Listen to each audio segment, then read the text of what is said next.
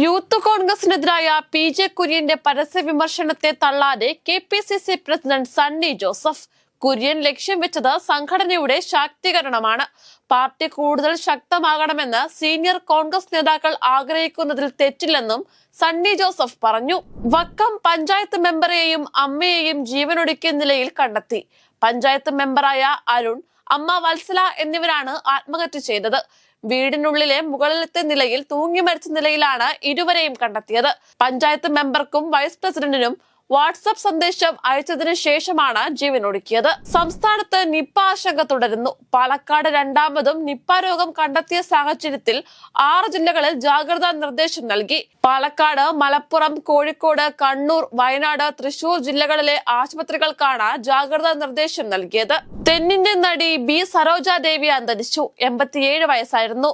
ബാംഗ്ലൂരു മല്ലേശ്വരത്തെ വീട്ടിൽ ഇന്ന് രാവിലെയായിരുന്നു അന്ത്യം. കന്നഡ, തമിഴ്, തെലുങ്കു, ഹിന്ദി ഭാഷകളിലായി 200-ലധികം സിനിമകളിൽ സരോജാദേവി അഭിനയിച്ചിട്ടുണ്ട്.